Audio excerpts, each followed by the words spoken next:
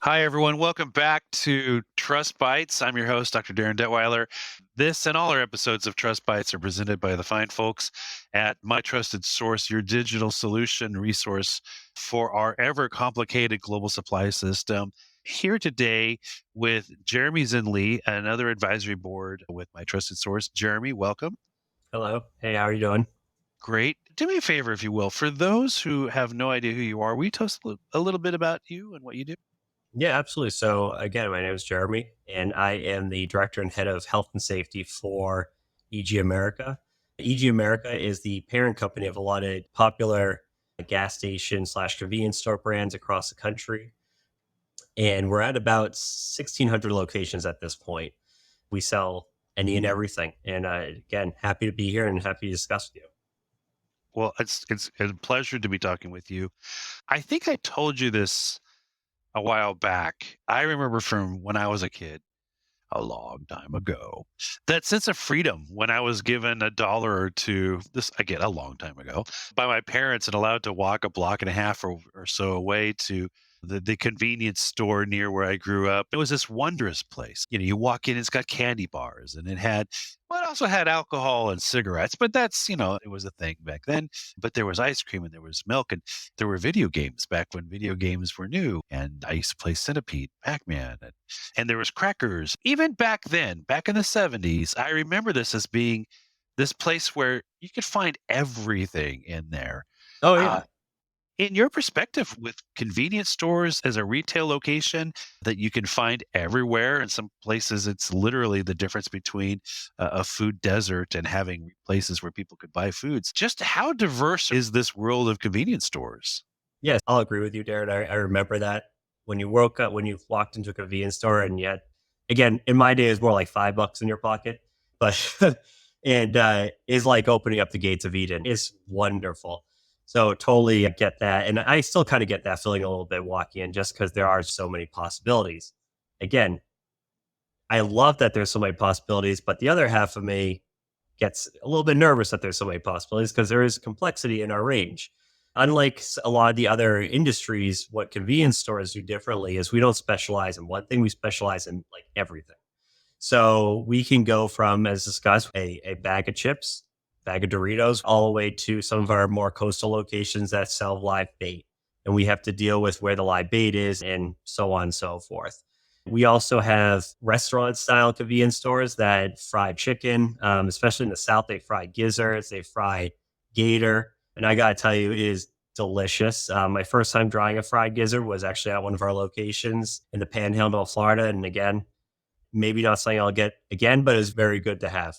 And so we literally deal with everything. And we also do deli slicing. We slice fresh meat in the back at a lot of our locations. So if you name it, we do it or we've tried it. Well, let's just for the sake of discussion here, let's do some kind of ballpark numbers. Sure. In a typical convenience store that you take a look at, that you are involved in, about how many different types of products might one find? Oh, it's A probably what? 1,000? 5,000? Yeah, it could be. I mean, and it also depends. It's not just what we sell at the location that's different. It's how the location looks and the environment, which is significantly changes as you go through generations of stores, as you go from like the Northeast where we have zero land, right? So we have tiny little stores all the way to like in the middle of Nebraska, we have these massive stores that almost double as grocery stores. We even have a couple of liquor stores actually sprinkled out there somewhere, which is interesting. So yeah, we have all different locations and types. And what ends up happening is that regionally, you learn of what the consumer wants within that region and they stock it. But we have to also make sure that we're tracking some of those regional products to make sure, again, we're keeping the trust up and staying safe. And it is a lot of products. So we have two different lines. We have the, Frito Lay branded stuff. And then we have all of our private label stuff that we do too. That's a whole other side of the health and safety team that manages that piece of it. And just in that, just to give an example of what we have branded, we have things, everything from a special hot dog, right? That's on the roller grill to our own lighters, like, light a cigarette type of thing. So our health and safety folks have to not only understand and learn about the safety restrictions and all the intricacies of a hot dog. Now we actually also have to learn about the safety intricacies and everything about lighters. So we deal with a lot, which actually is one of the best parts of our position. We feel is that we really get to understand and get into a lot of different areas of safety that we normally wouldn't be exposed to when you're working in food manufacturing or in some of the other industries involved. Bringing up safety, we can look at food in different areas, right? We can look at quality. Is the packaging look good? We don't want to have dented or damaged boxes or things that are miscolored or whatever, right? That bag of chips or that candy bar that's been in the sun and the packaging is faded, right? That doesn't necessarily will always impact food safety, but it affects the quality somehow. Food safety, and we'll get back to that. There's food defense and food security when you start looking at the idea of impact on can someone economically sabotage, bioterrorism or are we looking at something where it's impacting sustainability issues? And then there's authenticity. If it's a branded hot dog, it doesn't matter if it's in Nebraska or New Jersey or Florida, they want it to taste that way. If it's a branded tortilla chip or candy bar, or I remember the slushies, the slush puppies, drinks, you want the grape flavor. You don't want the grape flavor to change or be different from location to location. So you want to have not only the quality and the consistency, but if it is Nathan's hot dog or whatever the slush puppy brand is, I could see it, but I don't know what the name of it is. I want that authentic look and experience and Mhm. taste, and I want it to be not a knockoff, right? Right. I don't want it's sloosh puppies. Slosh puppy. That sounds like It's gonna be slush, not sloosh. you have to pay extra for floosh. That's the problem. There you go. That must create some challenges in terms of a food safety culture. So the question is, how do we build and implement a food safety culture that encompasses all of this? How much time do you have, Darren? We have an interesting way of building a food safety culture in EG America. We do it a little differently only because of how we understand where our stores are at. So, the big challenge that we have, at least for us, and probably really among any major retailer out there, is that it's largely decentralized. So, we have one corporate office in Westborough, Massachusetts, and then we have 1,700 stores scattered across America, right? So, because of that, we have to make sure that the culture is not really driven 100% only by those that are sitting in each, but is driven locally within each brand and each store. The way that that is difficult is the prevailing thing is that you start at the top and make sure that they understand the culture. If the culture does really start at the top. And we here at EG America are very lucky to have a culture and a leadership support team that is very invested in safety and believe in food safety and the paramountness of food safety and workplace safety, and not really financially, but more so because we want to keep everybody safe.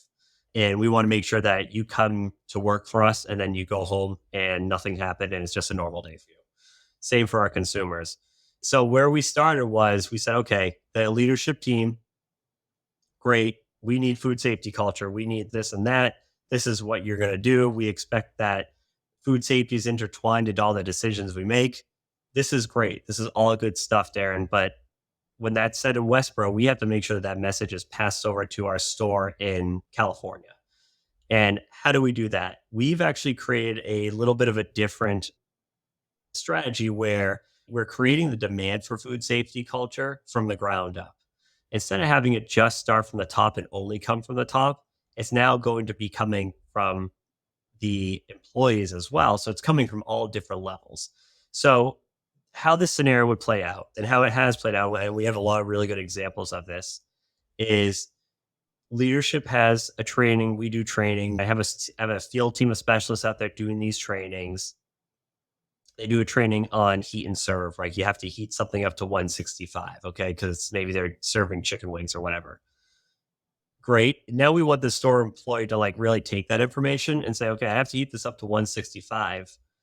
That should mean that anything else that's poultry, I probably should have to heat up to 165 too. What our expectation is, and what we're trying to do is we want the employee to be able to generate that question in their mind and then ask that question to their leadership. Because the more questions like that and the more things that are being brought up, that is creating the demand for a food safe culture. The why we're doing this is we have 20,000 employees. Okay. Our turnover rate is very high, just like in any retail. So out of 10 employees that are there 1 year, maybe one out of those 10 employees are still there the next year. So we have an issue. We have to keep changing and going with that turnover. And the way, again, we do that is we're creating the localized demand, and we call it like a bottom up demand for a food safety culture. But there's also a food safety culture that goes on behind the scenes, I'm imagining, in terms of you talked before about, whether it's sandwiches or ready to eat foods.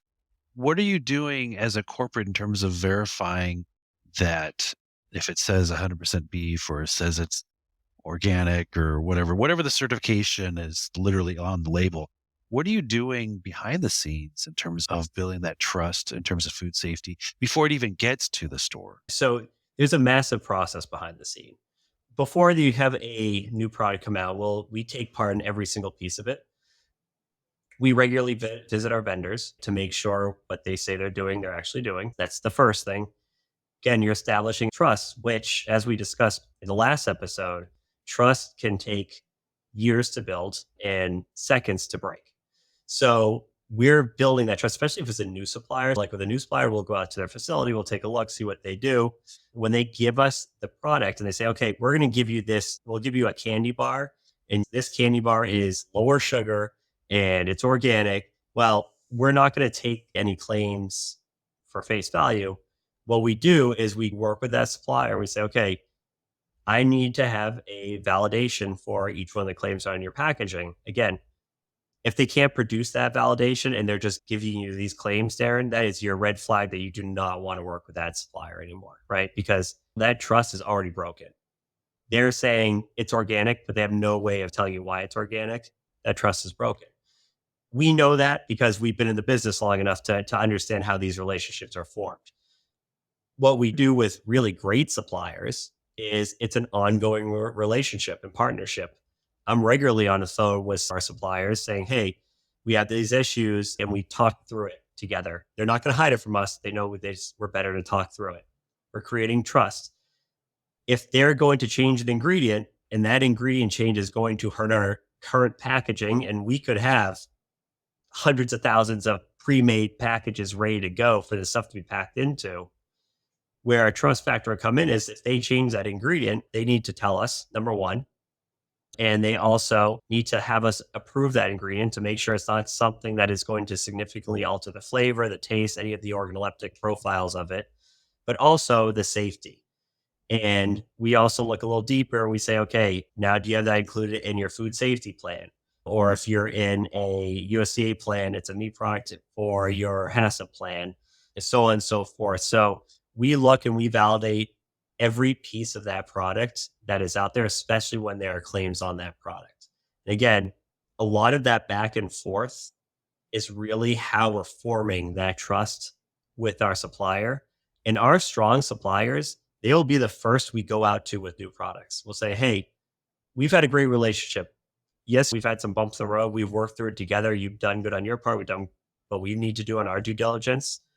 We have a new product. We'd like you to do it, as opposed to a supplier that is constantly hiding stuff from us or not really getting back to us if we have quality issues or safety issues and so on and so forth. We have suppliers, Darren, all the time that we say, hey, we'd like to come for a plant visit. They said, no, you're not coming for a plant visit. We're not allowing you to come for a plant visit. Say, okay, that's fine. We're on to the next supplier.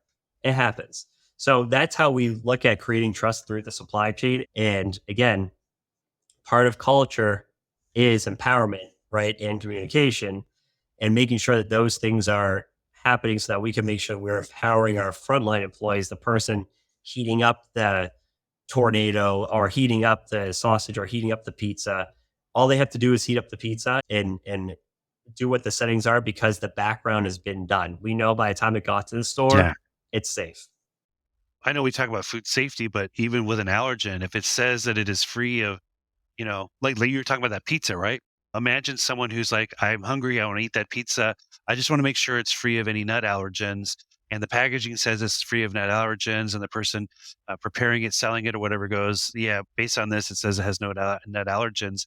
But behind the scenes, having that confidence that it was validated. I was working with a restaurant uh, years back that found out that one of their supplied items that was supposed to be nut free was produced in a facility that one day a year they did produce something that had peanuts in it. And they said, no, we're not going to get it for you because you can't guarantee that it is produced in a 100% nut allergen free facility. It was just one day, but you can't, anything more than zero means that it can't be 100%. We can't guarantee this to our customers. Yeah, I see that all the time. I've been places where the notion of being like nut free or even like gluten free is they're talking about one line that there's no nuts on. But guess what? Like 3 feet over is the other line that makes all the stuff with the nuts in it. The vegan hamburger being cooked on the same griddle or whatever as the traditional hamburger. There It's you like are. that kind of defeats the purpose, Yeah, and it happens all the time. It happens all the time, especially like when you're talking about FDA inspected facilities. They haven't seen the FDA in years. So they're just going to continue to do what they do. And I'm not going to blame them because maybe it's not knowing what they don't know. And again, a lot of these, especially when you go to more of a mom and pop type of manufacturing supplier, you'll see that their idea, and this is something as an industry we have to fix, but their idea of a safe product and them being safe is that they have not had any recalls. And that's the only idea of why they're safe because they Yeah. have yet to have a recall. No one's ever said anything, so we must be okay. Yeah. Oh, we're good. Yeah. Or they have a show up and you have all these lists of issues and like, oh no, we're fine. We're fine. Okay. Show me your last audit. They show me an FDA audit from like 5 years ago. I'm like, that's what am I supposed to do with that? But that is their idea. That is a huge risk right there. You talked earlier about how you get off the highway and there's a bunch of convenience stores slash gas station and, people on a road trip or whatever. One last question is I would assume that when you're talking about a food safety culture, you're also thinking about it in terms of it's not just convenience per se, it's convenience for people that literally may be in a different county or a different state within the hour. Absolutely. We get all walks of life in our stores. Okay. And we love all walks of life in our stores. We do. Okay. But when you have a place like a restaurant, like say you take the Capitol Grill, which is a really fancy high end steak, you're going to get one sort of demographic, mostly that is going to be your consumer at that restaurant. Convenience store, nope, we have everybody.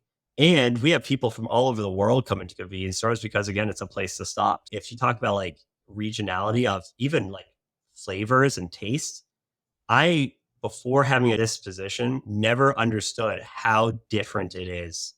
It's almost like you might as well be in a different country. When you go to the South, for example, I remember when we first launched our coffee down there, I was down in our Tom Thumb stores and they were saying, what do you think of the coffee? Do you like it? Coffee's huge up here. Cumberland Farms and coffee is the product, as I'm sure you can recall living across one. And the guy says, nope, we don't sell any of it. I'm like, really? Yeah, nope, no one likes it. I'm like, what do you mean they don't like it? They won't try it. Okay, why won't they try it? Said they go, they basically take a little sample from each single one. And if it's not dark enough, because I guess they really go by color, they're not going to have it. Well, we only had one dark. We had a Colombian dark at the time. We have more now down there. But again, that's a seller that's not a huge seller up here. But down there, it's huge. I remember during the pandemic, I had half the country calling me because they're freaking out because the local authorities were shutting down our self-serve coffee. The other half of the country is yelling at me or calling me all upset because they're shutting down the fountain. They don't care about coffee. It's totally different. It's totally different. The regionality is just crazy. But and we like to do though is have that consistency where you can buy one of our main products donut here and have the same donut in West Virginia and that you're going to have in New Mexico. It's interesting, Darren. It's wild out there, but it works. So people come to us. Well, I have to admit, I travel a great deal, and when I do, and I've been to some of those places where it is a convenience store slash art gallery, or convenience store slash museum, or convenience store slash icon on the highway from point A to Yeah. and it's almost as if sometimes the foods are second billing to the, whatever is the Yeah. I yeah, Hey, attra nostalgia is a big piece of it. Again, we're talking about that trust that goes right into the idea of nostalgia, right? We have people that come into like our stores and they're like, I live in California now and I haven't been to a Cumberland Farms in 30 years. I just had to stop in to get a coffee just because I needed to yeah. see the Cumberland Farms and see what it was like. You get that all the time. I would imagine, though, the last thing they come in to find, though, is a complete breakdown or non-existence of the food safety culture that we've been If that's discussing. what they found, Aaron, then I would not be sitting here talking to you today from this chair. Right, right. Let's put it that way. Well, thank you for talking with me on this topic today, and again, it's easy to say, one size fits all, or it's out of the package, or it's a canned product, but it sounds as if wherever you go, a food safety culture is going to have to evolve with a different regional sense or taste or fitting the needs of that specific location. And for a central view of it, it's got to be diverse in many aspects. Food safety culture is one of those terms that are easy to say but hard to do. It's just like regionality in terms of organoleptic preference. You also have training needs and education are different in all areas of the country. As you know yourself, as an educator, you can't educate the people the same way that live in Maine. They're not going to consume the same way as someone in Texas. It just is different. And we've found that, right? So we have to scale all of our safety training and everything to make sure that we do speak to those folks. Because guess what is a huge detriment to a culture is if no one can understand each other. Very, very good point. Well, Jeremy, thank you very much. And thank you for those who are watching this episode of Trust Bites presented by My Trusted Source. Thank you so much, Darren. Have a good day. Thank you. Trust Bites